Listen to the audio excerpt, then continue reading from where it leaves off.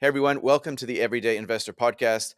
Today I'm catching up with John Alcock, the evolution of money. Money should be fungible, durable, divisible, portable, and scarce. The question is the currency that we're made to use today, does that actually tick the boxes on all those 5 characteristics? Probably not. So the question would then become, why are many central banks from around the world all pushing ahead with central bank issued digital currencies? Is this really the revolutionary evolution of money that we need to fix the world? Or is this just another slow but obvious power grab by a legacy institution that really should roll over and let private individuals take money to the next level? I'll be covering all these questions and more today on this episode with John Alcock. Please make sure that you like it if you like it. Comment if you have something to say, though, around CBDCs, because I'd love to know just what everyday people actually think about this topic. And let's get started. John Alcock, how are you? Welcome to the Everyday Investor. Good. Thanks, Darcy. Thanks for having me on. Yeah, do you want to tell me a little bit about yourself before we get started? Yeah, so I'm a enrolled barrister solicitor with the High Court of New Zealand, but I don't practice in law at the moment. I hold a Master's in Science and Genetics, specializing in evolutionary developmental biology, and I've spent the last 3 years working with an international organization, the Association of Certified Anti-Money Laundering Specialists, or ACAMS, to help combat financial crime, both here and sort of on a global scale. Fantastic. Now, the reason why we're having this conversation is I heard you on the Leighton Smith podcast. He's kind of like my, I guess, my podcasting spiritual father that maybe one day I'll move into his role. I did send him an email saying, hey, if you ever retire, you let me know. He didn't respond, which is fair enough. I'll keep trying. We'll have to set a meeting down. Yeah, there we go. But I wanted to catch up with you because it's really hard to find people who are willing to, I guess, go there in New Zealand, especially around some of the topics that I'm keen to understand more about, to separate whether or not it is opinion, theory, or whether it is real. And it's to do with money and the evolution of money. And well, what better person than someone who kind of believes in evolution in the biological sense? From a financial sense, would you say that you are an evolutionist as well when it comes to money? I think evolutionary widely applies to literally everything. I don't think there are any exceptions to where evolution does not apply. Everything evolves, whether it's maths, our understanding, whether it's life, whether it's rocks, physical objects, currency, products, markets, everything evolves. Where are we at in the evolutionary timescale with money? We are sort of sitting at a new evolutionary branch now. And what we are trying to work out is which one of these branches we think is likely to be the most successful in the long term. And we're sort of going from a more collective, centralized fiat currency system into a very digital age, which is why everything's happening so fast, because digital brings speed.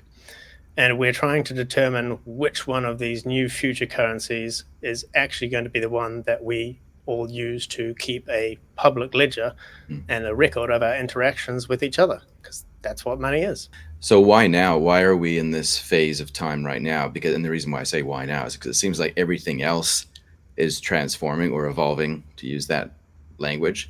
It seems to be evolving very, very fast in a lot of areas, geopolitically, socially, technology-wise, and how we organize ourselves as humans, even at the nation state level. There seems to be significant layers of evolution, or at least disruptive change, like creative destruction going on in multiple arenas.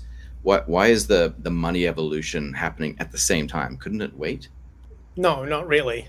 These things sort of happen naturally without really people interfering actually that much. And there's actually very little control that we can have over these evolutionary processes.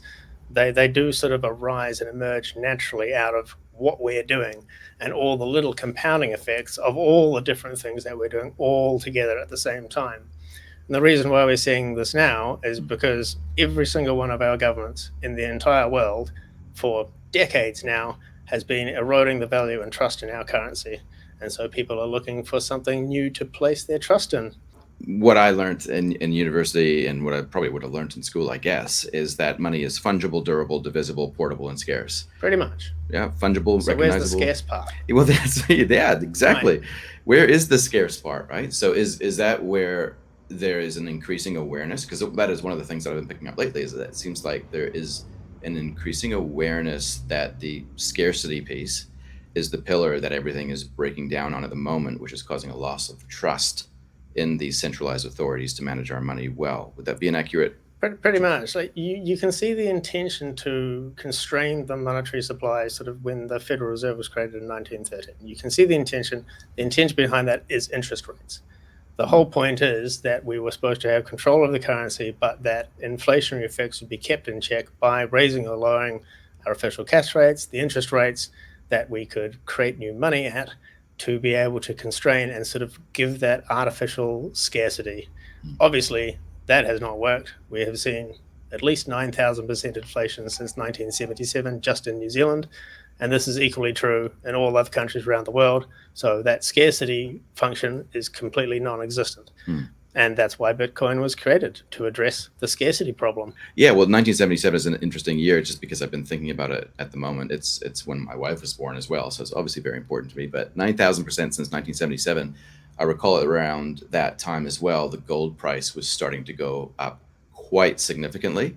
And it's hard to tell whether or not the gold price was predicting inflation coming, like the second round of inflation coming, or whether it was just moving in tandem. So there's a lot of people who have a lot more knowledge about these areas than me or us or sort of anyone, and they can get the early warning signs of what is coming. So you see them moving money away from, or resources, wealth, value, into hard currency assets like gold, because they're seeing a devaluation of the currency coming. So there's a little bit of that. And then there's everybody else sort of seeing that directly afterwards and jumping on the same bandwagon. Yeah. And the 70s is also when the US decoupled gold from their fiat currency. Yeah. So 1971, Nixon fully took the dollar off off of gold fully. And since then, it's been all on, right? So this 9,000% currency debasement, I guess when we look at our property values, we owned a property that was built around then. And we look at the value of it today, where we say it's worth more, but really it's the denominator that's worth less, isn't it? That's right. Yeah. And this is why everybody sort of, they do know this. And even, and say to all this, the cash is king people, it's like, well, then why do you own a house or a car or a badge? It's like, why? Well, because I've got to do something for my money, because you know that it's being devalued and debased by the inflationary rate. So you've got to take the income from your labor, from your work, from knowledge, experience, expertise, and you have to put it somewhere that you feel like is fairly safe. And in the case of most Kiwis, since they're not that financially literate, which means they don't really have the knowledge, skills, and ability to make really good returns on investment, because they're not interested, really, is what it comes down to. Nor should they have to be interested either. Like it's not a big part of their life. And so they just buy property. And this is where we get land banking from. So why is there land banking? Because your currency is worth less every year, but the amount that you can hold in your property, that will slowly increase almost at the rate of inflation. And maybe you can rent it out, you can make 3 or 4%. People are sitting around thinking that landlords make hundreds of percent, millions of dollars. No, they don't. No, they don't. They're making capital gains based on the devaluation of the currency, and they're making a little bit maybe from rental income to sort of cover some of the costs. But if you take into consideration the costs of owning a house, a property like that, like pretty much all of your profit is eroded, because it's just not that complicated a market to get into. So lots of people can do it. And that's part of the sort of problem, and kind of one part of why we now have a housing crisis. Because instead of buying something useful, investing in your business, investing in yourself, investing in your kids for some kind of productive return, people are just going, well, I don't know what to do. And then they buy another house. And then they get on the debt slave bandwagon, and they have to keep refinancing. And they're never paying back the principal. They're only paying interest only, because previously it was tax deductible. So now this is more government rules interfering in the market, producing a weird market equilibrium point. A very engineered free market. I wouldn't even say it's free. It is almost completely controlled. It's a contradiction of terms. Yeah, you look at the amount of legislation that we have in New Zealand. Look, I agree with David Seymour on this. Minister of Regulations, fantastic. What's he going to do? Get rid of a bunch of regulations. Go, David. Fully on board with this concept. Opposite of doublespeak, isn't it? Yep. It's actually doing something good. He actually is doing something good. He is. And I have a lot of faith in David that he will do most things will be quite good that he tries Mm. and does. Mm. There's some things I disagree with him on, but that's going to be Yeah. true of everybody. And it's good probably to point out here that, just for full disclosure, you would definitely classify yourself as a libertarian, right? I'm definitely a libertarian, Yeah. yeah. So you believe that less government would be more preferable than more government. You Yep. believe in the free market, individual freedoms, and responsibility. Would that be fair? That's really important. Mm. It's not just the freedoms, it's also the personal responsibility that goes with those freedoms. It's the duties and obligations paradigm. One does not exist without the other. So, the more free you are, the more personal responsibility that you have to take for your own actions in the world. What made you have that? And I know this isn't what we're talking about today, but what made you have that perspective on life? I've always been this way. You came out of the box like this. Yeah, this is just it's the only logical and rational way to be, because there's no possible way that I can know all the circumstances about somebody else's life and then make the decisions for them. Only you know about your own life, and you are in the best position to make your own decisions about your own life. Yeah. And that means sometimes you make good decisions and sometimes you'll make bad decisions. And when you make good decisions, you should reap the benefits. And when you make poor decisions, you should experience the costs. That's learning. That's awesome. And that's probably why you would have a view on money, which kind of is congruent with that, in Yep. that money, like the best definition of money that I've heard is that it's human time and energy. Pretty And much. so if it's your human time and energy in a token, then we should have absolute control, absolute right to do what we want with that money. And it shouldn't be influenced and interfered with by political actors, would be my view, right? Yes, with the one caveat that you're not allowed to take away the freedoms and rights and responsibilities of other people. You're not allowed to damage other people. And if you do, you must compensate them to the total value of that damage. Like, that's really important. It stops people taking actions that would steal or destroy other people's individual property rights so that they can gain their own personal benefit. I'm not an anarchist. That is one part of what a state is absolutely required for, because if we don't have a non-violent way with which to resolve disputes between each other and get good results over that, we just descend into feudalism. Coming from an evolutionary perspective, would it be fair to say that you would believe that there's order that comes from chaos? And as it relates to money, do you feel like ultimately we're getting to a place more where there's going to be more order? I'm not sure order comes from chaos. I think chaos provides a lot of opportunity to test out new things and new ideas, some of which are good and some of which are not so good. So I don't necessarily think that is true, but I think it is up to you individually to impose some kind of order on your own life that is going to work for you. It need not necessarily be the order that I have.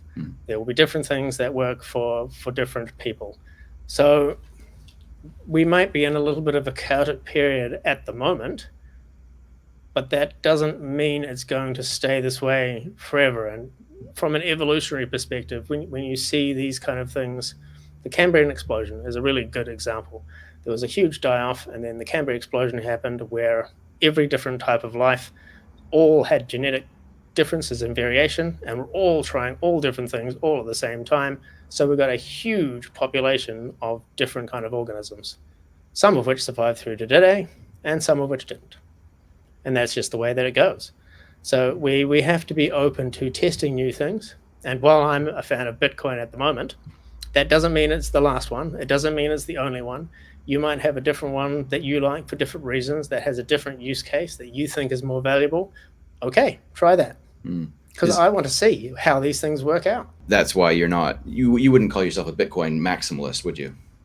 No, I don't think you should really ever put all your eggs into one basket, especially in chaotic times, because there's no guarantee of which one is going to actually end up being the one that we use to transact with each other. Yeah. So I think there should be lots of different ideas. Try it out.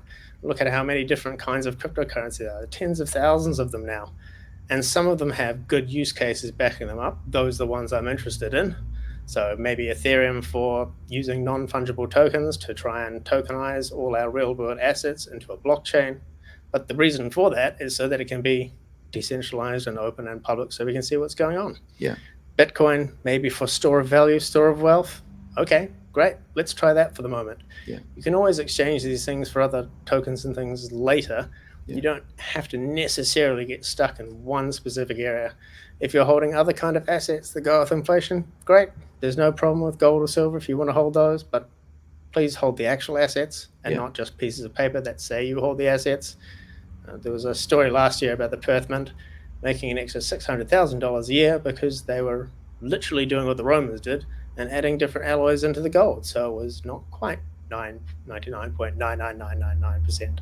Yeah. We've seen how that worked out. Yeah, well, yeah. Look, have a look at the Roman history, right? Yep. That's a good little case study in terms of understanding how currency debasement just repeats itself in history, and it's often seems to be like it's aligned with the decline of a nation state as well, or the decline of an empire. And maybe that's me saying that from the perspective of looking back in history through my limited understanding.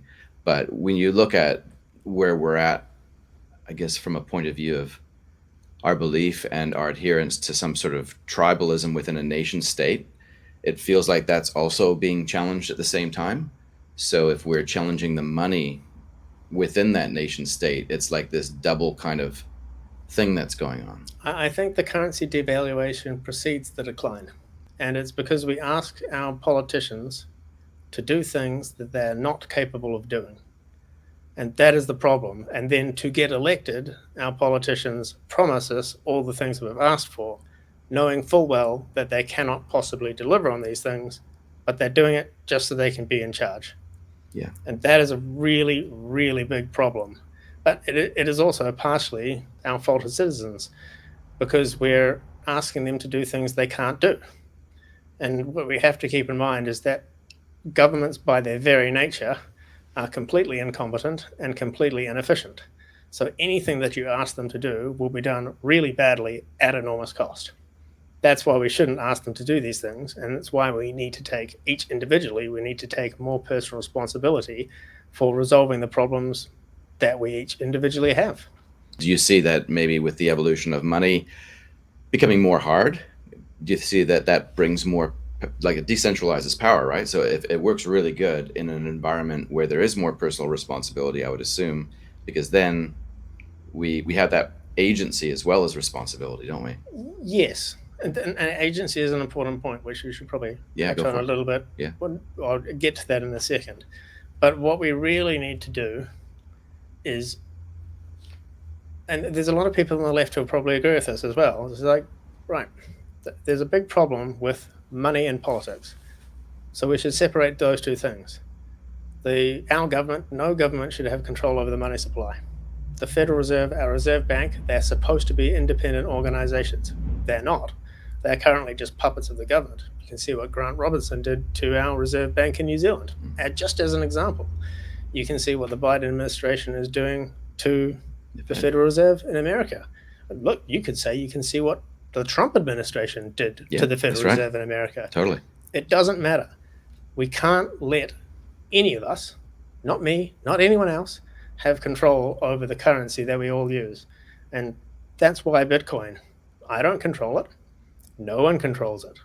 That's the way it really should be, because it takes that financial money incentive out of the politicians' hands, so they can't just print an infinite quantity of money to pay for the promises that they already know they can't keep. It means they actually have to work with the tax base that they bring in. They actually have to pay for what they actually use. The programs have to be well funded in some way that is not going to result in literally an infinite debt spiral.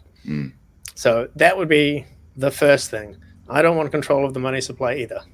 That is not what I'm arguing for. I'm arguing for decentralized, open, public, transparent control, where everybody controls their own labor, their own wealth, their own resources, in a way that is not going to be devalued arbitrarily by some third party who is dispersing the costs of their programs and concentrating the benefits in their donors. The left is in particular quite keen for more government intervention, and more influence. And so it makes sense that the domain of money should rest in their hands as well. But you were saying that those on the left would be kind of okay with this, you think? A lot of people on the left for a very long time.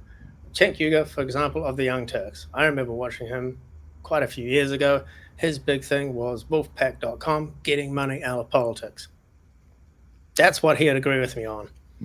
But how to actually do that is not to ask a natively incompetent and inefficient body to govern me harder, daddy, because they obviously can't do what you want. What is the biggest crisis that we're facing on a global level, particularly in the West, is mental health.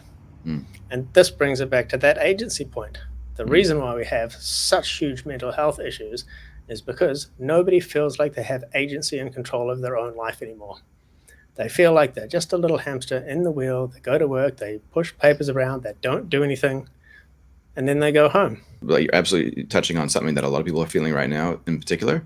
They're stuck in some sort of, call it a matrix, or definitely a hamster in a wheel. You seen that Black Mirror episode? No. There's a really good Black Mirror episode where everybody's in a little cubicle and they're surrounded by TV screens and advertising, and they have to go and pedal on a bike to produce power to run the simulation thing that they're in, and they have all these little cutesy game shows. Go and watch. I can't remember what it's called. Right. That's a fantastic show. Exactly that.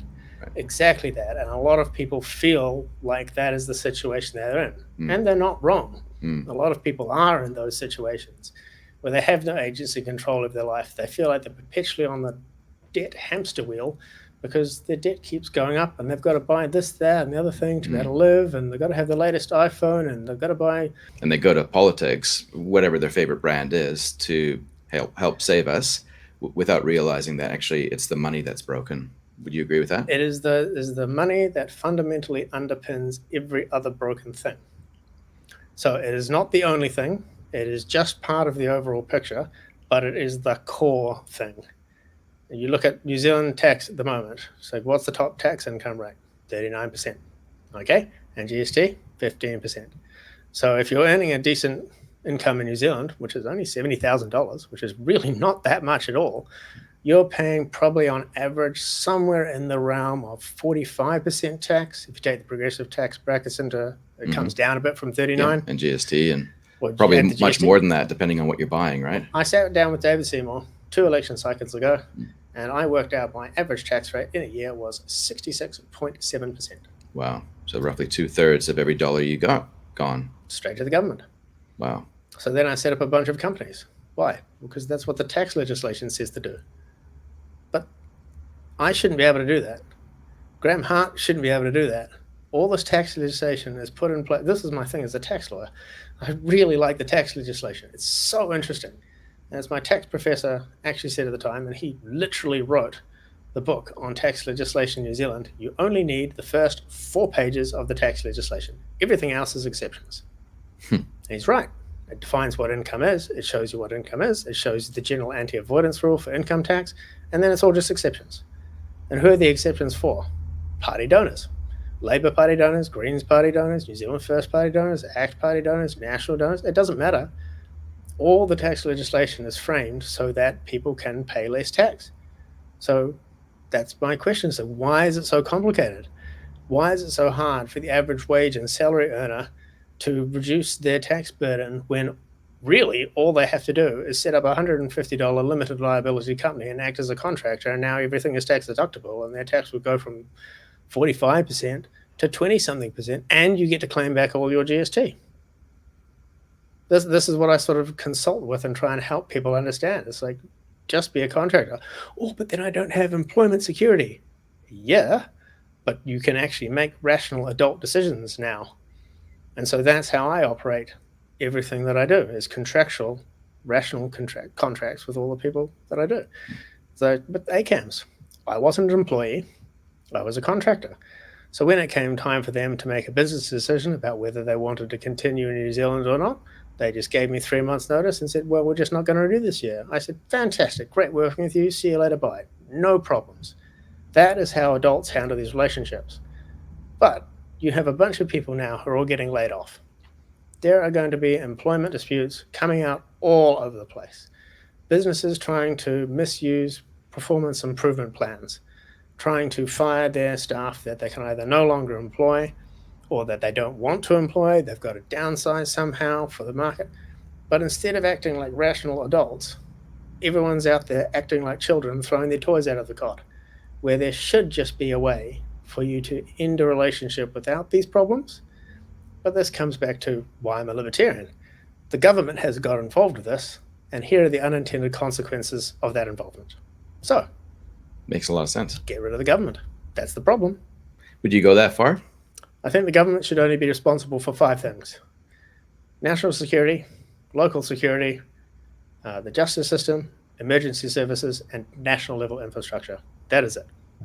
They That's shouldn't be awesome. responsible for anything else. I read a great post recently where I think it was probably from the US. Somebody was making the point that if you just had 10 students that were homeschooled in your neighborhood, in your house, you would be making way more than the typical teacher makes. And it would be far more efficient than having this public school network. Probably the same thing with medical care to a certain degree. It's probably just an engineering problem to coordinate those services, which with technology these days, it probably could happen. I'm not saying that that's not without problems, but it feels like a lot of the solutions that governments have traditionally offered can now effectively be made better through technology anyway, right? Do you know, if I use the economic definitions of public goods and private goods, do you know what I mean? Do it anyway for So the benefit of our, yeah. good point. So public goods are those things which are non-rivalrous and non-excludable, which means there is no competition between individuals for that product, and you can't exclude anyone from using that product. So my usage does not prevent you from using it afterwards. Air is quite a good example. If I breathe it, it doesn't stop you from breathing it either, unless we're in a very confined system. But anyway, whereas private goods is everything that is rivalrous and is excludable. And that is really where we get the definitions of public and private sector from. The public sector looks after non-rivals and non-excludable things because there is no profit incentive for those, because you can't exclude people from using them, which means you can't charge them, and people don't compete. So there's no way to find a market equilibrium. They must be provided by the government, and that is the proper purpose of government. Otherwise, they will not exist, and you'll get really big problems if you don't have national security, local security, emergency services, national level infrastructure, and a justice system. If you don't have a justice system, there's no way for people to non-violently resolve disputes. If you don't have the military, there's no way for you to defend your citizens' individual property rights. If you don't have a police force, you don't have no way for citizens to defend their individual property rights from other citizens. And if you don't have national level infrastructure, you'll get a million roads all right next to each other being completely inefficient. That kind of stuff falls into those categories. Whereas private goods is everything else. And when it comes to healthcare specifically, that is most definitely a private good. If I see my doctor, you can't also see my doctor at exactly the same time. So it is excludable. And it is rivalrous because you and I might offer my doctor more money to see me first instead of and see you second. So that's rivalrous and it's excludable. Okay, that's private sector. That should be left entirely to the private sector. Where I make a little bit of an exception is emergency services, because if you're bleeding out on the side of a highway, you can't make that choice. So, okay, I'll give you that much. Emergency services, fire, ambulance in particular, those need to be publicly funded, because in that situation, they're not really rivalrous and excludable. Okay. So I guess drawing from there, talking about money, you would say then that money should well and truly be outside of the realm of government because that is private. It's not one of the functions of government. And money is not even private as such. Money is an emergent characteristic of all of our interactions.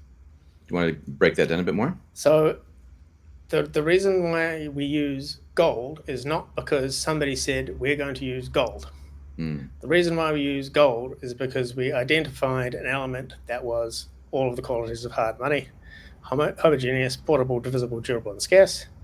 And it also didn't degrade over time. Gold is famous for that, in fact. It does not degrade over time. If you have a lump of gold now, you'll have the same lump of gold in 100,000 years' time. So because of those qualities, it emerged as the currency that we would use to trade with each other, rather than being determined that it was the currency that we would trade with each other. And that's where all these fiat currency systems fall over. They're sort of being centralized. You are going to use this. It's like, but I can just use gold.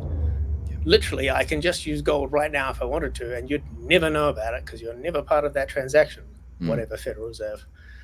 It's like, okay, the same is true of Bitcoin, even though it was designed specifically for this purpose. It's not like it was super popular and enforced on everybody in 2009. It's emerged as a good way for us to hold and transfer value over time. It's a byproduct, sort of, or it's yeah. Well, like you say, it comes out of a Yeah, necessity, right? it was intended for that purpose, Hmm. but also it might not be the be and end all. Well, even just the characteristics or the things that we're now using Bitcoin for, it might not be a peer-to-peer electronic cash system as the designers maybe intended it at its core, but it's a store of value, like insane store of value. For the moment. Yeah, For the yeah, that's moment, right. And yep. it might evolve yet again, right? It might be a communications network. It might be an infrastructure system for everything It else to go could be a built lot up. of things. Yeah. Um, it has some significant disadvantages. Maybe there is a better way to do it, and we will see the emergence of a different currency in the future. Mm. I don't have a crystal ball. Yeah. I can't tell you how that's going to work. But what I would say is look out for those 5 characteristics of a hard currency. Fungible, it's recognizable, it's durable, store of value, divisible, portable, medium of exchange, scarce. Yep. With that last one being quite critical. It is hypercritical. Yeah. So let's talk about the separation of church and state, or the separation of state and money. Economics. Again. Yeah. Yep. Economics. Yeah. You kind of implied before that government is in charge of the central bank, and I think that would probably be the best assumption for people to kind of have. But also, there's an equal conspiratorial suggestion, which is the other way around, where central banks would be in control of government. I prefer to just sort of, these are the facts of the way things are. If there is something there happening, it will become apparent over time. Maybe that is the case. It very well may be the case that the Reserve Bank in New Zealand is controlled by the International Monetary Fund, which is controlled by the Bank of International Settlements, that's controlled by some dude called Johnson. Okay, prove it to me then. I want to see that guy. Go and show me who that guy is, the old white guy that's sitting at the top of the huge patriarchy for the globe and controlling everything. Okay, that's your hypothesis. Test it. So I guess where I'm going with that is that since March 2020, we've seen increasing central bank synchronicity in terms of what they've been doing. That's definitely happening. Yeah. So I guess as a marker, in terms of at least there is some sort of global coordination between central banks because of a global health event, you could say. Well, that was the catalyst. Yep. So of course, everything's going to be reset based on that point in time. And every decision based on that should be aligned more or less, fine-tuned for each economy. But at the same time, it kind of feels like some of those things were actually in motion before March 2020 hit. Maybe they were. But again, show me the evidence of that, and then I don't need to have faith or believe you. You could just say, here is the evidence of XYZ thing happening. It's like, oh, well, okay, then that's obviously true. Yeah. And I will adjust my worldview accordingly. But either way, I guess where I'm going with this is that either way, it needs to be separate, right? Yes. Because if it's central bank controlling government, or if it's government controlling central bank, it's still not good, right? Nope. Because we've got the fiscal and the monetary side, which is constantly extracting wealth and extracting energy, I guess, from the population. That's what it really is. It's a burden on our energy production. That's what tax is. Tax is taking away some of your labor energy, which ultimately you eat things. Well, okay, well, how did that energy get here? Well, the sun. That's how it got here. And the government is literally being a burden on that process because, by its very nature, it is incompetent and inefficient. The incompetency part is why I have a hard time with conspiracy theories. Because, like, well, that is implying, in whatever conspiracy it is, that there's an extremely high level of competence amongst a large number of people. And you haven't seen that, have you? Because I haven't seen that. I'm not seeing competence. Yeah, malice is a tough one, right? Because, yeah, you're right. It comes with competence. But in the absence of competence, you can't, therefore, point to malice. I don't think it's necessarily malice. Right. What is it? Hanlon's razor, never attribute to malice what can be attributed to competence instead. Yeah. I think that is much more likely. So, Chloe Swarbrick, I'm sure she has the best of intentions, but she's wrong. And the solutions that she provides to address the issues that she identifies, while some of the issues may technically be valid, the solutions that she provides makes things demonstrably worse, not better. So her intention is good, but the outcome is highly negative. It's like, okay. And I hate to pick on just Chloe there, because if you're watching Chloe, it's not just you. It's all politicians do this. So there'll be lots of things where, probably less with David Seymour, but use David's example. He will have the best of intention. Central bank digital currencies. What does David want to do? He wants to help people have more agency, and he wants to get them off long term benefits back into productive work so that they can feel better about themselves, have healthy, productive families. How's he going to do that? Central bank digital currencies. Right. Now you and I have a problem, David, because if Chloe gets in charge, she's going to carbon credit all the things that you like, and your little car that you spent years building in your garage, you won't be able to put petrol in because you've exceeded your carbon credits, David. That is why central bank digital currencies are bad, because you are giving centralized control and power to, maybe you like David Seymour and you think this is a good thing, so he's got the power now, but Chloe will get it eventually. And if you like Chloe, she had power in the previous election cycle. If she had the power over the currency to that finer degree with a central bank digital currency, do you think we'd have any food left? No. Why? Well, the farmers would be taxed. Their cow farts would be taxed. And these might be things that you particularly agree with. Maybe you're vegan for a reason. Maybe you're vegan because you think it's better for the environment. Good for you. But your choices should not affect me. You don't get to take away my individual property rights, just like I don't get to take away yours. I don't get to demand that you are carnivorous. Amen to that. It cuts both ways. It does. I just had a steak for lunch as well, so this is hitting hard, man. That's good. We'll have to get another one later. That's right. Yeah, I'm getting hungry again. Central bank issued digital currencies, CBDCs. So just so we can define that, recently, Ian Wolford has been doing the rounds. I need to get him on the podcast again soon, talking about. Has he been on your podcast? Yep. Oh, I'd love to have a chat. I'm going to talk to him at the NZFIU conference. Hopefully, he's come to sit on my panel. There we go. He did a great interview with Mike Koski. I'll have to go back and watch it. Well, hopefully he's watching now, and I'm coming for you. Hi, Ian. We'll catch up soon. But CBDCs, branded digital cash. I was wondering how that would be marketed, because CBDCs sounds a little bit dystopian, sounds technical. It sounds like crypto. Sounds like, no, I'm not interested, thanks. But digital cash, that sounds a little bit softer. But just for our audience, would you be able to break down in your own words, consistent with what our chat has been so far, what a CBDC means, or what it will mean? It's a central bank digital currency, and the important parts there are the central part and the digital part. Those are the two important parts from there, because a digital currency is separate from a cryptocurrency and is separate from a virtual currency. So that's important distinction. There's a little bit distinctions in there. Yeah. It's what we have kind of at the moment when you swipe your EFTPOS card or your debit card or whatever. That's in the virtual currency. So it is a virtual representation of actual currency that is technically in the monetary supply. Digital currency is when you take all of that and then you just do the same fiat thing, but fully digital. There is no real currency flying around. Cash is basically gone. And cryptocurrency is when your currency is on the blockchain and it is secured by cryptography. Well said. So that's a short way of putting it. And the problem with decentralization is what we've been discussing, is that decentralization is demonstrably incompetent.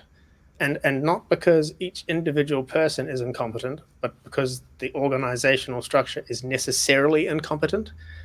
I work with the Reserve Bank of New Zealand. I know a lot of the guys from there. Great people, fantastic intentions, definitely interested in reducing financial crime and its demonstrable harm on people in New Zealand. Fantastic objective, fantastic goal. But I would ask them, and I'll be asking Ian this at the conference, given that Bitcoin exists, what problem does CBDCs resolve that Bitcoin doesn't already? And usually the answer to this is, we need control of the money supply for ABC reasons. That's the problem. You still need control. Okay. But you obviously don't. It is pretty, or it should be fairly obvious to everybody now that the centralization of control doesn't work. Do you feel the response from the Reserve Bank of New Zealand from March 2020 to, say, September 2020, during that initial response to the pandemic, where they lowered interest rates, made money much more available, fiddled with the LVR regulations to make credit more available, do you feel that was an appropriate response? That's quite a hard question to answer, because I think in their situation, I probably would have done the same thing with the same constraints. Most people say that. Most people, but in hindsight, looking at that, And now looking at the inflation, which clearly is as a result of that, at least I think that is going significantly. to be significantly more detrimental than the problem. So you can see from modern monetary theory that when you see like a bust cycle like this coming, what you should technically do with the Reserve Bank's tools and available is exactly what they did do. I don't really have a specific problem with that. My problem is sort of further up the chain in that argument is that these tools shouldn't even be available to anyone at all. When there are boom and bust cycles, that is just the way that things go. And did we need to lock down? Maybe, maybe not. I don't really like going back and sort of rehashing Jacinda's plan, at least initially. I'll give her the first 4 weeks. There was a global pandemic raised. It looked very scary at the time. A rational person would go, okay, let's shut the borders just initially to sort of see what the fallout is. Then after that, now I have a problem with how she handled the situation because it just wasn't factually based. And it has caused the loss of 67,000 small businesses in New Zealand. It has caused massive hyperinflation, the likes of which we have never seen in all of human history. And not just Jacinda, either. Everywhere in the world did this, all at the same time. So this is now a completely unrecoverable position. It doesn't matter if you like Trump or you like Javier Milei or any of these people, this is no longer recoverable. Mm. It is not possible to, well, if you made interest rates 100%, you might be able to get the inflation under control, but then you're going to have unemployment of 90%, and then you'll have a revolt. It's the institutions, it's the organizations that really can't be trusted to act competently. So a central bank issued digital currency will actually give them more power, more influence, more ability to act incompetently. And that is the problem. It's not that any one person at the RBNZ is doing anything wrong. Right? In their situation with the toolbox available, I'm very likely to have made similar decisions as them. But I don't want control either. Yeah. I'm not arguing for me to be put in charge. Mm. I'm just arguing for them not to be in charge as an institution. Mm. Right? That's just not where the centralized power should sit. It should sit with each of us as individuals to make our own choices about whether or not we want to get a vaccination, whether or not we want to go on a family holidays to Fiji, whether or not we thought we should lock ourselves in our house and stay there because there was a really big, scary pandemic, which a lot of people did feel. You should be able to make that choice, not me, not Jacinda, not Chris Hipkins, not Chris Luxon, not David Seymour, not Winston Peters. It is not up to any of us to make it. It's up to you to make the right decision for yourself because only you are aware of all the circumstances that affect that decision. Mm. And so your thinking then is that if there's a problem, then we should be searching for a solution. But as it relates to central bank issued digital currencies, because we have Bitcoin, we now are looking for another problem to solve to justify it, when in reality, we probably just need to say to the Reserve Bank, hey, you kind of need to disarm yourselves already as it is and not go searching for more powerful weapons of mass financial manipulation. I mean, basically, yeah. But basically, that's what it comes down. I think we have each in our own way identified an issue with the current financial system, whatever that may be, and our solutions are different. But we can see how well Bitcoin is working, and we can see how poorly the social credit system in China is working. Mm. So, given that CBDCs are closer to China and further away from Bitcoin, I think it's pretty clear the direction that we should be going in, which is no one should have that level of power. Do you think they would give up that power without a fight? Absolutely not. Absolutely not. Why would you? It would be like asking the king to give up his throne willingly. Do you know how many barons and lords and things that took to force the signing of the Magna Carta? Everyone had to go and do it to get the king to stop willfully abusing his power and just doing whatever he wanted, being above the law. Right. Same problem, different century.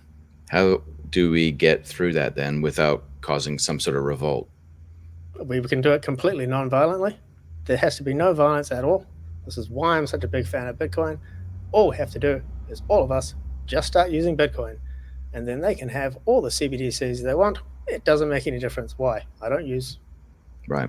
So it's personal choice then. So when we exercise the freedom that we still currently do have, and we choose an alternative form of transacting with each other, an alternative payment rails, I guess, really, we're voting that we're going to choose to use this one versus the one that you're creating for us that you say that we need. That's what money is. Money is a voting system.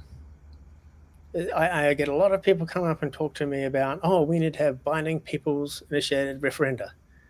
What a waste of time and money that is. You know how you vote for something? You buy more of it. If you don't like it, stop buying it. If you like cows and meat and steak, buy more steak. If you're a vegan and you like more plants, buy more plants.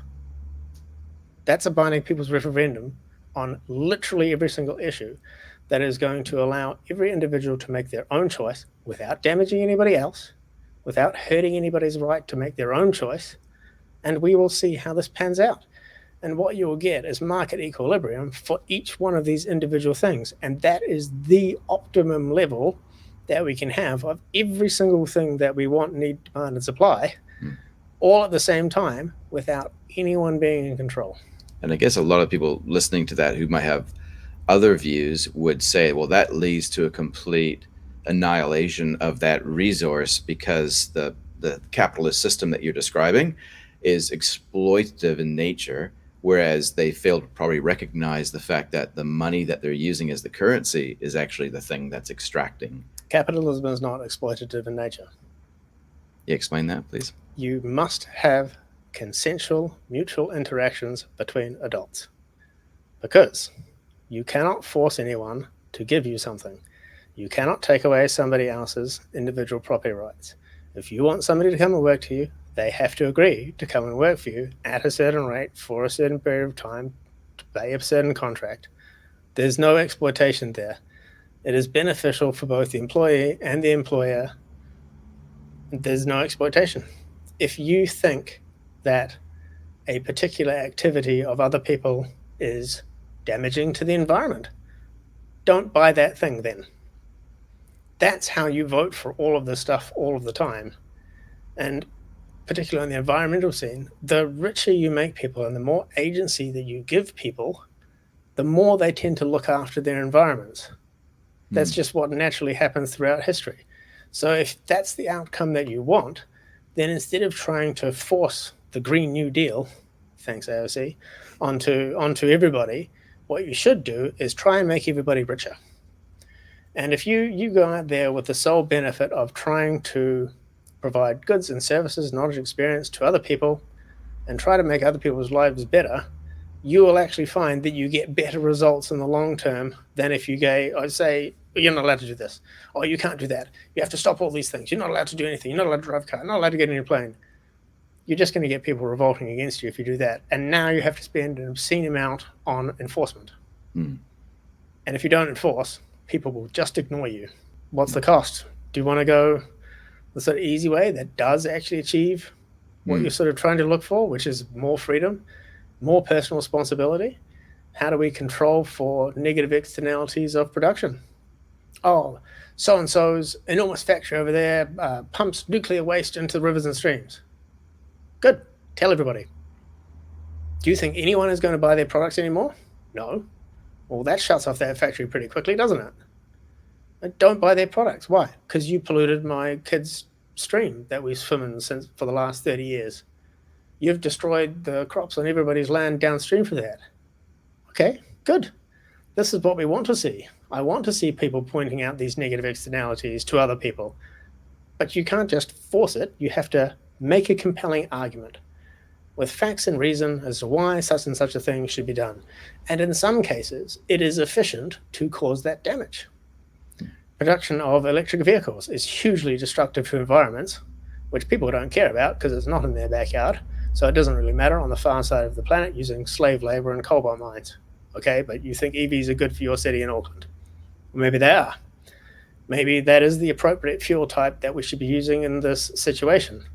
In which case you've already made that decision that you're willing to accept a certain level of negative externalities of production to achieve the objective that you think is more beneficial overall. Mm. I think there's a certain amount of gray that exists within the current system where Pretty you can't. much all gray. Yeah, it's all gray. But especially to do with, say, your electric vehicle analogy there, it's kind of hard to see where some of the input costs have been. And again, in the world of cryptocurrency, it's very simple to see where all the inputs came from because you could search for it technically on the blockchain. You can actually That's right. see exactly where those externalities are being felt the most, right? I had this little conversation with somebody the other day who was just a guy on the corner of one of the streets in Queen Street. I was just walking back from a meeting. And the whole point behind the organization that he was promoting at the time was a more sustainable and ecological future that reduces the incidence of human slavery and trafficking by specifically tracking the sources of every single product that's used in companies' products down to a very fine level with the explicit goal of reducing human suffering via slavery. Cool. That is a fantastic, really noble goal. You know how you can do that in about 5 seconds? Bitcoin. Why? Because every single transaction is available. And there'll be nerdy people who like all the financial stuff out there, taxpayers union, those kind of people who will sit down and go through everything. And they go, oh, this part here, this is obviously going to a human trafficking ring. This is going to a child section prostitution ring over here because all the transactions are public. And if that is all the transactions that we use and everybody is transacting in Bitcoin, it is all public record. It can all be going back to later. It helps the financial crime community because now the police can just get a warrant and go and look at those transactions. It's like, oh, well, this makes perfect sense. We've got the beast of Tokoroa down in Tokoroa, 40 terabytes of child porn. But that is a ridiculous quantity. And that is, people like that are stopped through the work of the people at the NZFIU who work long, hard hours trying to piece together these financial transactions to identify people exactly like that. I am totally on board with that, and Bitcoin makes that easier. That's my argument to the financial crime community, really. It's like, look, all my transactions on Bitcoin are public. I'm not doing anything dodgy. So I guess whenever there's any attempt to block something that is superior technology, and you've painted a picture of how it's superior, from even just making our lives better, protecting our kids, protecting our environment, clearly something that's open, transparent, distributed is going to help that in terms of a financial system. But when you see that there are attempts to block that, either through misinformation, like it's bad for the environment or only criminals use it, when you see that, you have to kind of... I love the only criminals use it because there's less criminal activity on the Bitcoin blockchain than there is in the fiat cash currency system. Not by just a small amount either. By a huge amount. Yeah. That's crazy to me. Yeah. Well, even just with the scams that are going on right now, there's a lot of media coverage around that in New Zealand. I guess people probably don't realize that with Bitcoin, that would be very difficult. I know that Bitcoin has been used for payments, but right now when you can easily be tricked into sending money to a bank account that you see and you cross-check it the best you can, but it's still a scam. You can easily be tricked into sending your Bitcoin to a scammer as well. Don't make no mistake, there is still a lot of danger out there in the world, even with Bitcoin usage. And once it's gone, it's gone. And the recovery process for that, this is a downside of Bitcoin, right? The recovery process of that is extremely difficult. If you had a CBDC, well, the recovery process is super easy. You just send it back. Why? Government's got total control. They can just do this if you get a court order. There are definite arguments in favor of a CBDC. Good. I'm glad you brought that up because it feels kind of like the Reserve Bank, and this would be true of any central bank, I would imagine. It kind of feels more like it's an insecurity thing. Like, hey, we recognize that there's this private form of money that's evolving and it's actually way better than what we have. We need to replicate it, copy it so that we can have the authority in this new digital world that everybody is moving into. So the central bank issued digital currency is their version of that, right? Under the guise of safety. And a lot of things, what was Benjamin Franklin? I think don't quote me on this, was Benjamin Franklin. If you're trading safety and security is what you're trading off. And I'm not prepared to accept that amount of safety, which is an ill-defined term that is very nebulous in its application. And as far as I'm concerned, if you wanted to keep everybody safe, you'd literally have to wrap them in cotton wool and lock them in a gilded cage and never let them out, because life is inherently risky. That's just the way things are. How many of you got into a car this morning and drove here? Well, how many people died on the roads last year? 398? That's more than one a day. Then you end up with a speed limit of 0, Mm. and no one is allowed to transact with anybody else because it might be risky. That is unacceptable. That is an unacceptable and untenable and unpractical place to end up in. Mm. You have to let individuals take risks that they think are justified under the circumstances at the time, and then take personal responsibility for the consequences of those actions. Mm. That's life. On the topic of safety, anti-money laundering legislation, CFT or counter financing of terrorism, these new checks and balances where we all have to go everywhere with 2 forms of ID now. When we're opening up new accounts, that seems to be a little bit of a, not a little bit, it seems to be a massive focus. I know it's impacted anybody that's in my industry quite significantly. And it's in the name of safety. It's in the name of, I guess, stopping terrorism, right? Yep. Which makes a lot of sense. It does. I'm all for that.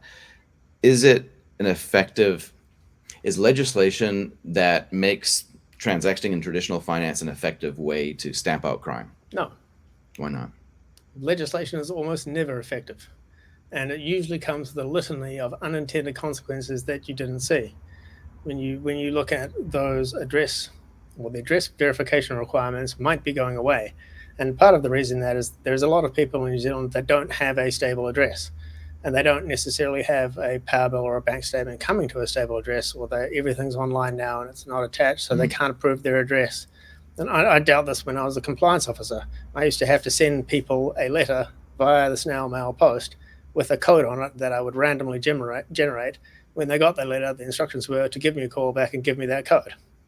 And then I know that they're actually at that address because I've sent them in a letter to that specific location. And that's the best that they could do for people with that address. So that might be going away. We'll see in the next mutual evaluation and see what the legislative updates are. I think the answer to this, and people are not going to like this, libertarians are not going to like this, but the answer to this is digital identity. That's what the answer is. But it needs to be not a centralized digital identity like a CBDC. It needs to be a blockchain digital identity where your identity is yours, that you hold in a non-custodial wallet. It's only about you. Only you have access to the information, and you get to determine who to share it with. There's a guy, Aaron McDonald. He runs Futureverse. He'll be a really interesting one to watch. He's working on that. He's not the only one, but he's the Kiwi guy that's working on that. And that's sort of the whole point of what he's trying to do, is a decentralized digital identity that we can use to validate and prove our online digital identity without it having to come from Wellington. Yeah. I don't have to trust Wellington to hold and store my data. Why? Because I hold and store my data. Yeah. But that takes a lot of the pressure off Wellington and all the security requirements there, because that's a single point of failure. If you're a sufficiently advanced hacking organization from potentially a hostile country somewhere in the world, okay, but that's a really easy focal point for this. But if we all possess our own information, now you've got to do it 5 million times. Yeah. And it's on a blockchain. That's really now very hard. Yeah. So the centralization is a negative point in that respect from a safety perspective, so to speak. And the decentralization actually ends up making everybody more safe rather than less safe. But it's not without its issues. Yeah. It is not without its issues. Okay. There's no such thing as perfection. Yeah. Well, and that's the hard thing, I guess, when we think about the evolution of money, is that the natural conclusion that you would draw is that whatever the more perfect solution is where society will go.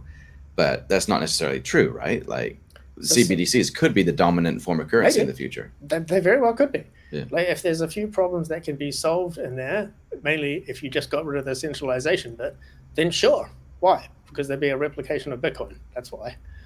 But that's not the problem. They're sort of looking at the Bitcoin technology, and what they're trying to do is take away the decentralized portion and the privacy portion, so that they can the public portion, so that they can make it private, so that they can continue doing what they're doing with the fiat currency system, which has put us into this mess in the first place. It's like, I mean, history doesn't repeat, but it definitely rhymes. Certainly does. Here I am just stealing everybody else's fantastic quotes. Hey, we have our own thoughts too, right? That's all good as long as we have our own thoughts too. We do, but I think sometimes other people put it in a really nice way. Yeah, that's true. Well, they've had centuries to kind of perfect it, right? Yeah. We can say that. So there's as much as $100 spent on compliance to reduce $1 worth of crime. In 2021. Yeah. I bet So that's more now. yeah, like I just wanted to check that with you. Is that really the extent that authorities are going through to stamp out something good? Like, is this really done in the name of safety? Yes. Wow. Yeah. I mean, and how many people do you think are in human trafficking or slavery in New Zealand? I don't know, but one too many. 8,000 Wow. every year. Wow. What, 8,000? Yep. Go and look at the New Zealand Customs reports. This is publicly available information. I hosted a conference with the New Zealand Financial Institution and KPMG. These are the figures they reported. 8,000 people a year are trafficked or in some form of slavery in New Zealand. What? There's only 5 million of us. That is an unacceptably large number. The other part you look at, which they will also be able to tell you, is that has increased in incidence by about 104% since before COVID. And in the Cook Islands and Pacific Islands, I hate to pick just on the Cook Islands, but all the Pacific Islands, it's about 400%. Because human slavery and sex trafficking is directly correlated with a decrease in economic position. Wow. So the worse economics get, the more people are human trafficked or sex slaves. Wow. This is unacceptable. Here we thought unacceptable. we'd evolve beyond that, right? I try to tell people about this all the time because a lot of people think I've heard 4,000 branded about. That was the 2020 figure. It's 8,000 now. It's doubled. Wow. And people don't like to think about it, but we're all complicit in this because we allow our financial system to be hijacked by criminals, and then because cash is so private, particularly dealing in actual folding cash is very, very private, we allow criminals to get away with this activity, and that causes actual real suffering to 8,000 people per year in New Zealand. Wow. That's just hard to swallow that. It's not something that you hear about a lot. It's not, because it's not huge, sexy news. People want to hear about the Harley Davidsons, the Lamborghinis, and the drug busts. That's what people want to hear about.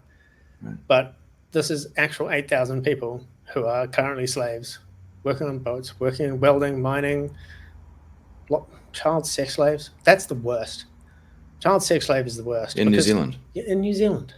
I can't tell you what proportion of those 8,000 would be child sex slaves, but it is some proportion. Wow. Well, that is an unacceptable set of circumstances. And this is what the Police Financial Intelligence Unit do. They use financial transaction data to give them a very good and fairly accurate overview of where these money flows are likely to be going, and then it can help them identify a suspicious situation and go and arrest the actual criminals. We're not doing this for money laundering purposes by itself. This is because there are actual fundamental crimes underlying this. Drug abuse, drug selling, child sex slaving, all kinds of abuse that destroys people's individual property rights. That is completely unacceptable, and this is why I like being involved in the anti-financial crime community. Most of the people in there are actually trying to reduce the incidence of the fundamental underlying crimes that are taking place, that they're using our financial system to be able to keep funding these activities. And this is on a global scale. But that is a very sort of personal example here to New Zealand. This is not acceptable. So is the current financial system, in all its glory and all its complexity, obviously it's being used by authorities to triangulate and flesh out crime. Is there something about the fiat financial system, though, which is an inherent flaw, which enables this activity? And the inherent flaw is cash, like literal folding, physical currency. That is a big problem, because if I give you $50 now, who knows? Yeah. Literally nobody. Yeah. This is why we've seen a move to sort of FPOS and digital transactions, because it does help reduce the incidence of this kind of stuff. But then banks have all the bankers and privacy laws, and that really annoys, because it frustrates the process of trying to find out how these transactions are here. If it was a central bank digital currency, we would have a significant reduction in criminals' ability to fund their activities. Like that is a really big thing that's in favor of CBDCs. So Ian Wolford recently said that they want people to have confidence that digital cash or CBDCs will be private. So privacy seems to be the thing that enables some I degree of mean, criminal activity. private to other individuals in society, but not private to them. Oh, right. So when he says that, he's not referring to they don't want to know. They do want to They know do want to more. know. Yeah. Okay. So the privacy piece needs to be represented in a pretty accurate light here, that it's not actually private from authorities, it's private from your neighbor. Bitcoin is exactly that private. Hmm. Do you know my transaction IDs? So why are they trying to reinvent the wheel then? Good question. I'd love to ask Ian that when he gets on stage with me. I Yeah. think that's a very good question. Honestly, I'd love to know. It's like what I'm hoping is that he'll be able to shed some light on the pros of CBDCs for me, because I'm not unaware of them. I just don't think they outweigh the cons. And I think the converse is true of Bitcoins. I think the pros outweigh the cons of Mm. using Bitcoin as a currency. And I think we've gone through quite a lot of those today. But Mm. it's not perfect Mm. by any stretch of the imagination. But it's certainly better by the sounds of it to me. Like it kind of sounds like Both are better than cash. mm, Both are better than our fiat current money systems, but in different ways. yeah. So there are advantages to both. But I need to have a better, more well reasoned argument than you must use the currency because I said so. That Mm. is an argument from authority. Mm. If you made an identical copy of Bitcoin that ran on a decentralized, publicly available ledger and it was every way identical to Bitcoin's, except you called it New Zealand dollar digital currency, Mm. okay, but that's what I'm arguing for. Mm. Those would be the same. My concern is that one of the things, my primary issue that it doesn't resolve, is that it doesn't take the money out of politics, or it doesn't take the politics out of money one way or another. Bitcoin definitely addresses that issue. And I think from that stems a lot of the other issues. Mm-hmm. Yeah, you're right. So when we look around the world and we see that every pretty much every nation state that I'm aware of will have some form of a central bank, and only by necessity. In 1913, we had to do it that way. It wasn't the digital age. We didn't have the internet. It didn't exist. No one even knew what it was. And if you look at America before that sort of period, particularly in the Wild West days, everybody had their own currency. That's And right. that was super common.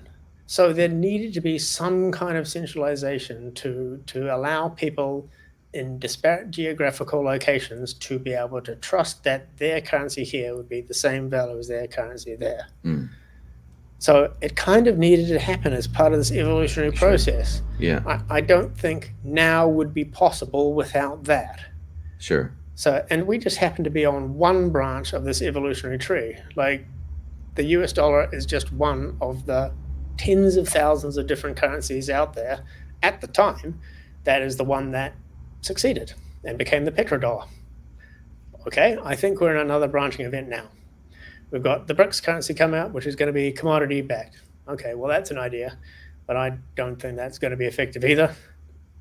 And honestly, at the end of the day, I don't think it's going to matter what any reserve bank does anywhere in the world. People in your local area might be forced to use your CBDC, but they'll be keeping their wealth in Bitcoins. Mm. So the international global settlements will be done in Bitcoins. It's inevitable, you think? I think it's inevitable. Right. At least initially. Right. In 100 years' time, will we still be using Bitcoins? Probably not. Almost certainly not, in fact. Well, let me roll out another conspiracy theory then, in terms of, say, global government, global one world currency. Is it possible that Bitcoin could be that vehicle? I think it will be. Yep. And again, do you think it's going to be that just because of natural evolution, or is it by some sort of design? I think it's just evolution by natural selection. Because it is easier to do cross-border transactions. You can't really send gold everywhere. That's a hard thing to do. It's very expensive. You can have security, all the rest of it, because it's gold, and it's ridiculous to do it like that. Whereas Bitcoins, I can do a transaction with anyone in the world. Yeah. Do your sanction laws matter? No. Yeah. Well, you can make as many sanctions as you like. It's not going to stop anyone doing anything. And there's a big negative of that, right? There's a really big negative of that. Irrespective of which side of the Israel-Palestine debate you're on, you could technically, from New Zealand, send money to Israel or Palestine. buy Bitcoins. And there's nothing we can do to stop that. Yeah. That is a huge negative as well. Yeah. So I understand some of the fears that exist around it. It allows that kind of transfer. But I think we just have to let it happen. Interesting. So, but what you're kind of alluding to, though, is that, and what you touched on this before, right? That you feel like the change in the currency precedes the change at the nation state level. So if there's a natural evolution towards using Bitcoin as a one world currency, for example, in the future, then we're talking about a one world government as well. No. Why not? Because if you use Bitcoin, you don't need a government. You don't need a government. So we'll have like a regional service provider for these 5 essential things? For your national border security, your local security, your justice system, your emergency services, and your national infrastructure. That's it. It certainly sounds like a lot of common sense.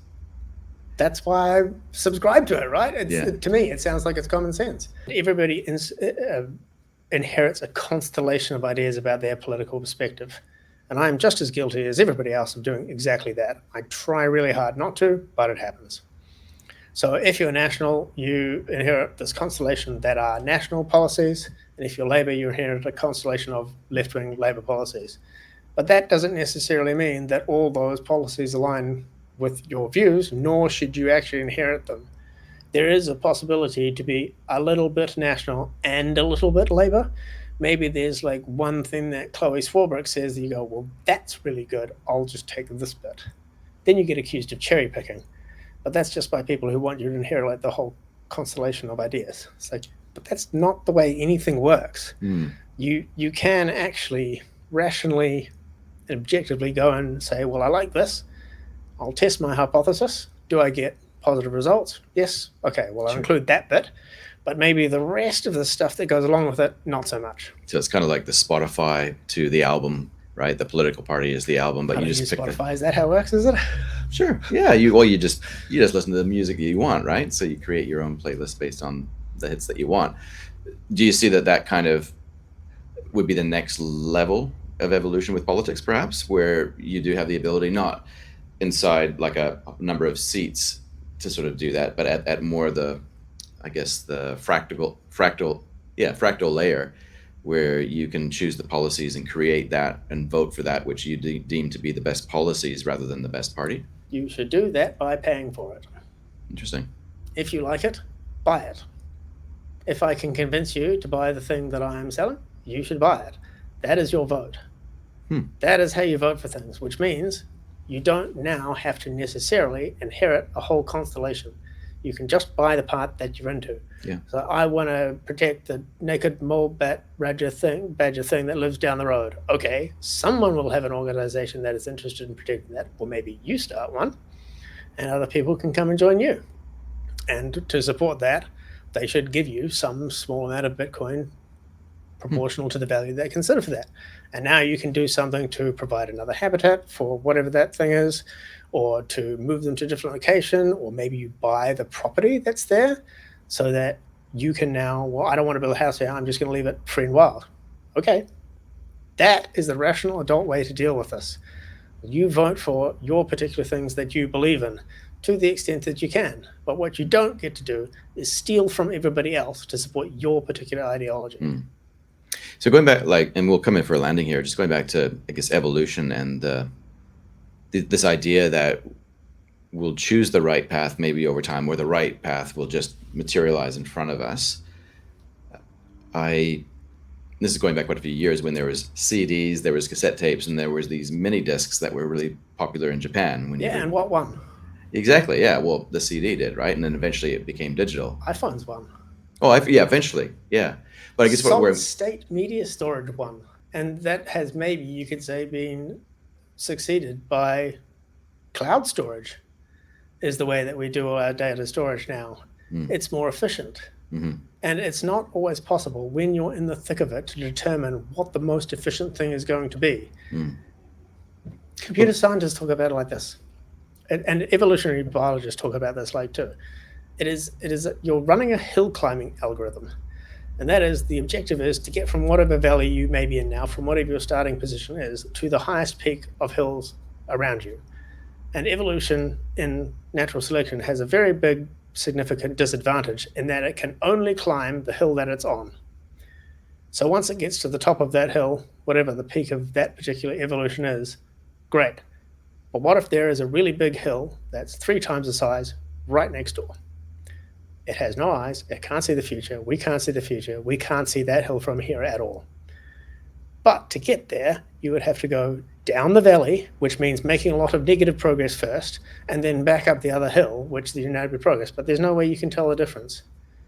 There's no possible way that you can tell that. So what we're trying to do, our very best, is wherever we are, on whichever hill we're on at the moment, is we're trying to look around at other hills. And in people, as opposed to other animals, we have a huge advantage as humans. We can see other animals, other humans, on their hills and where they're up to. So we shouldn't be afraid of necessarily climbing down off the hill that we're on and going and joining somebody who we can clearly see is on a better hill than we are. That's learning, that's knowledge, that's what our brains allow us to do that other animals cannot do. Most other animals, there are a few exceptions, but that is the human advantage. We can see other hills. Right. So let's look for the highest hill that we can see with the information that we've got at the moment and try and climb that one over there. And then when we get to the top of that, look for the next highest hill. And this is what everybody means by leading by example. I'm going to go and do whatever I do. This is what it is. This is the hill that I'm climbing on over here. If my hill looks higher than yours, come join me. If your hill looks higher than me, then I will come and join you. And that is a rational way to sort of maneuver through a near infinite possibility of combinations of things that we can and can't do in an uncertain environment. And I might not be able to see a hill of some person that lives in the Midwest in America. Maybe their hill is taller than mine, but they can't see my hill either. And digital internet technology really lets us see further than we've ever seen before. Climb the highest hill in the best possible way that you can climb, and keep an eye out for people who are climbing a hill that's higher than yours. That's the best that you can do. And maybe you have to go and relearn things and go down a hill, and you have to go through a little bit of pain to realize it's not the highest hill that I'm on. I might not be in the highest hill.